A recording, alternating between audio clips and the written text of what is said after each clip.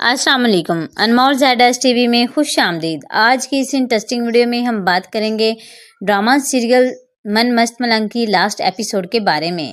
وفا اور مینہا کو گھر سے نکال دیا گیا، اسما اور اس کا عاشق آخرکار پکڑے گئے۔ من مست ملنگ کی اینڈنگ کو بہت ہی شاندار اور مکمل انداز میں پیش کیا گیا ہے۔ ایسا لگا جیسے ہر کردار کو اس کا حق ملا، ہر کوئی بھی پہلو ادھورا نہیں بچا ہے۔ سب سے زیادہ سکون دینے والی بات یہ رہی ہے کہ ریا، جس نے پورے ڈرامے کے دوران نہ جانے کتنی بار اسما آپا سے تھپڑ سہے تھے، آخرکار اس کا کرارا جواب دیا۔ آخری قسط میں ریا نے ایک زوردار تماچا اسما کے منہ پر مارا، اور سچ پوچھیں یہ تو بنتا ہی تھا، جیسا کہ ہم نے آپ کو پہلے کافی ہی اشارہ کر دیا تھا کہ اس کہانی کا انجام کچھ اس طرح ہوگا، اور بالکل ویسا ہی ہوا۔ کا موڑ آتا ہے۔ اس نے کبیر سے کہا تھا کہ واجد اس وقت اس جگہ پر کیا کر رہا تھا جہاں صرف میں اور سکندر موجود تھے۔ مجھے تو یاد نہیں ہے کہ کوئی تیسرا شخص بھی وہاں تھا۔ کبیر یہ بات سنتے ہی چونک جاتا ہے، کیونکہ اس کے دل میں پہلے ہی شک تھا کہ کوئی تیسرا شخص ضرور ہے جو ان دونوں خاندانوں کے درمیان نفرت کی دیوار کھڑی کرنے کی سازش کر رہا ہے۔ کبیر سیدھا واجد کے پاس جاتا ہے اور سوال کرتا ہے، آخر تم وہاں کیا کر رہے تھے؟ بہانے بنانے کی کوشش کرتا ہے۔ وہ کہتا ہے، میں چھپ کر سب کچھ دیکھ رہا تھا۔ کبیر سیدھا سوال کرتا ہے، جب سکندر زخمی ہو رہا تھا تب تمہیں اس نے بچانے کی کوشش کیوں نہیں کی ہے؟ اس کے بعد کبیر بھولے سے ملنے جاتا ہے۔ بھولا جو دیکھنے میں سادہ لگتا ہے مگر دل ہی دل میں سب کچھ جانتا ہے۔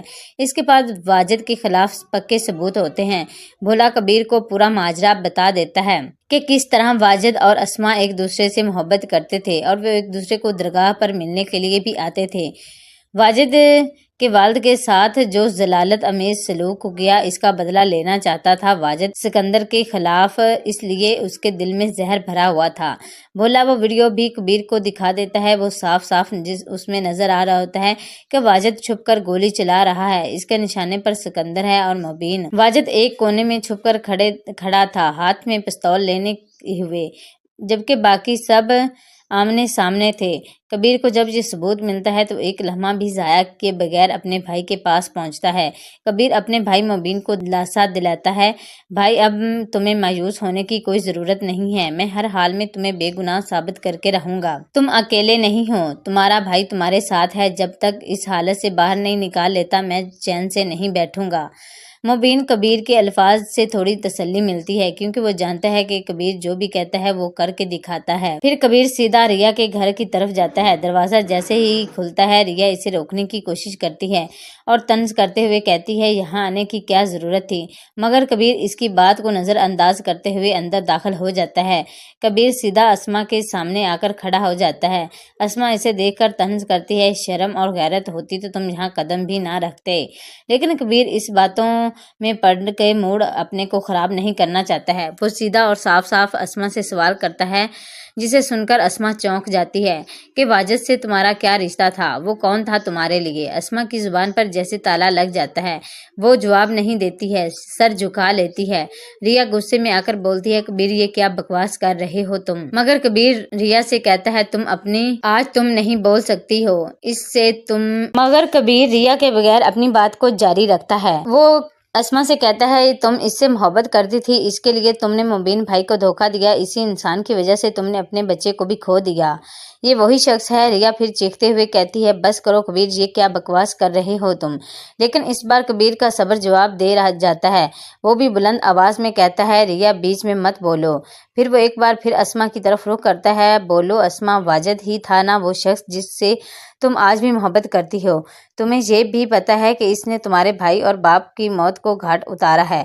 کبیر اپنی بات ختم کرتے ہوئے کہتا ہے، تمہیں سچائی بتانی چاہیے، تمہیں پتا ہونا چاہیے کہ میں نے تمہارے باپ بھائی کو نہیں مارا ہے، مبین بھائی نے کوئی قتل نہیں کیا ہے، وہ سب واجد کی حرکتیں ہیں۔ اسما غصے سے کانپتے ہوئے کہتی ہے، تم جھوٹ بول رہے ہو کبیر، واجد ایسا کر ہی نہیں سکتا ہے۔ ریا یہ سب کچھ سن کر حیرانی اور صدمے میں ہو جاتی ہے۔ وہ آگے بڑھتی ہے اور اسما के दोनों कंधों को जोर से पकड़कर झंझोड़ती है। आपा ये सब क्या है? क्या कबीर जो कह रहा है वो सब सच है? तुम्हारा रिश्ता था ना वाजिद से? अस्मा कुछ लम्हे खामोश रहती है, फिर वो धीमी आवाज में एतराफ करती, हाँ मैं तुम्हें रिया बाद में बताती हूँ। रिया का गुस्सा फूट पड़ता है और वो झटके से एक जोरदार थप्पड़ अस्मा के मुंह पर मारती है, लेकिन अस्मा फिर भी कहती है वाजिद ऐसा नहीं कर सकता है, कबीर झूठ बोल रहा है। वो अपने भाई को बचाने के लिए वाजिद पर इल्जाम लगा रहा है। कबीर आगे आता है और कहता है, मैं क्यों झूठ बोलूंगा? मैं जानता हूँ, हो सकता है मैं झूठ बोल रहा हूँ, मानने वाली नहीं हो तुम, इसलिए ये वीडियो तो झूठ नहीं बोल रही है। कबीर वीडियो दिखाता है जो इसे भोले से मिली थी। वीडियो में साफ दिखाया जाता है कि वाजिद छुपकर सिकंदर पर गोली मार रहा है। ये सब देखकर अस्मा की आंखें खुली की खुली रह जाती हैं। वो जैसे पत्थर सी बन जाती है। जिसे इसे ये सच्चाई मालूम होती है वो अपना सब कुछ मानती है। इसने इसके भाई की जान ली है। इसके कदमों तले जमीन खिसक जाती है। वो सदमे में डूब जाती है। खुद से सवाल करने लगती है, क्या वाकई ही इतने लंबे वक्त में एक धोखेबाज इंसान को पहचान ना सकी? इसके अंदर एक आग सी भड़क उठती है।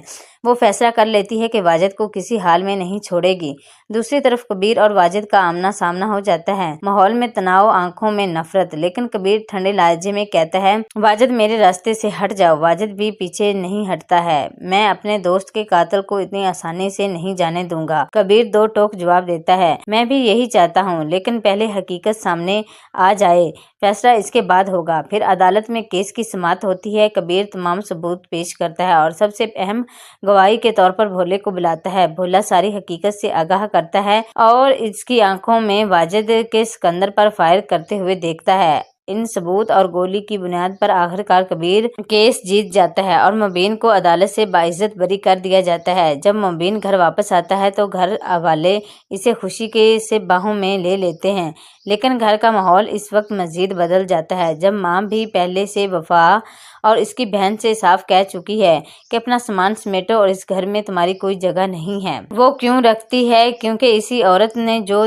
धोखा और मकारी में माहिर थी। वो जब मुबीन अपने माँ से लिपटता है तो माँ बीना का दर्द झलक पड़ता है। वो वफा को कहती है कि तुम मेरे बेटे की खुशियों को निगल गई। तुम्हारी साजिश, तुम्हारी चालें सब कुछ मुबीन को तोड़ चुकी हैं। फिर वो ठंडी आवाज में कहती है, इस घर में नहीं रह सकती हो।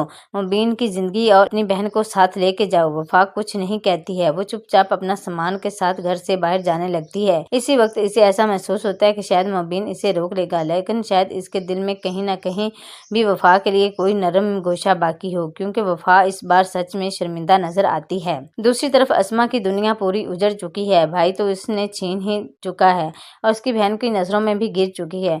जब इससे मालूम होता है कि इसके वालिद की मौत के पीछे भी वाजिद का हाथ है तो इसके दिल के अंदर फटने लगता है। इसके अंदर एक आग सी भड़क उठती है।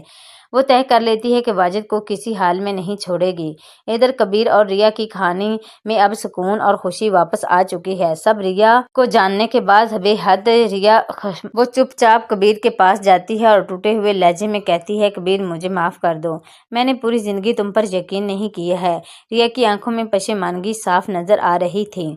इसकी आवाज कांप रही थी जब इसने कबीर से कहा, मैंने कभी भी तुम पर यकीन नहीं किया, हमेशा तुम्हें गलत समझा, तुम्हें दुश्मन तक मान लिया, लेकिन असल में अगर कोई सच्चा निकला तो वो सिर्फ तुमने कभी भी मुझे धोखा नहीं दिया। बस मैं ही थी जो अंधी बनी हुई थी अपने घर वालों की बातों में आकर। वो गहरी सांस लेता है और कहती है, सच बताऊं तो मोहब्बत मुझे भी तुमसे ही है और तुम्हारे बगैर मैं अपनी जिंदगी का तस्वर भी नहीं कर सकती हूँ। तुम्हारे बगैर मेरी जिंदगी अधूरी है। कबीर इसकी आंखों में देखकर कहता है, रिया मोहब्बत में माफ़ी नहीं मांगी जाती है।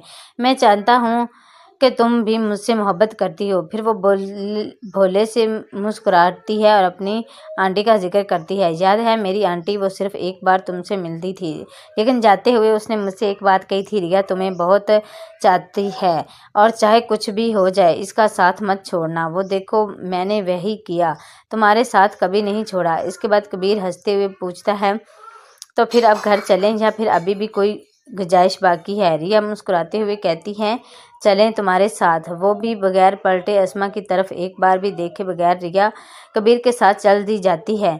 اب سین کا یہاں پر کٹ آؤٹ ہوتا ہے، فوکس اسما پر ہوتا ہے۔ اسما اب اکیلی رہ جاتی ہے، گھر میں، دل میں اور زندگی میں۔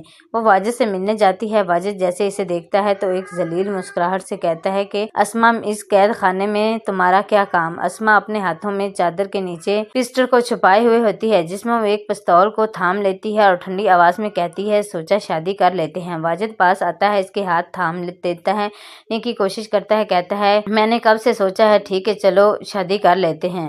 لیکن اگلے ہی لمحے میں اسما کی آنکھوں میں نفرت سی آگ جھلک جاتی ہے۔ وہ جھٹکے سے اپنے ہاتھ بھڑکاتی ہے اور وہ کہتی ہے کہ سکندر کو مارنے کا تمہیں کیا فائدہ؟ تو آگے سے وہ بولتا ہے کہ سکندر کو مارنے کے تم لوگ میرے باپ کے دشمن تھے۔ پستول نکال کر واجد کی طرف تان لیتی ہے اور اس کو آواز سے تیز اور کانپتی ہے، تو نے میری زندگی برباد کر دی۔ میں نے تجھ پر بھروسہ کیا، تم سے محبت کی، اپنے شوہر کو دھوکہ دیا، یہاں تک اپنے بچے کو کھو دیا۔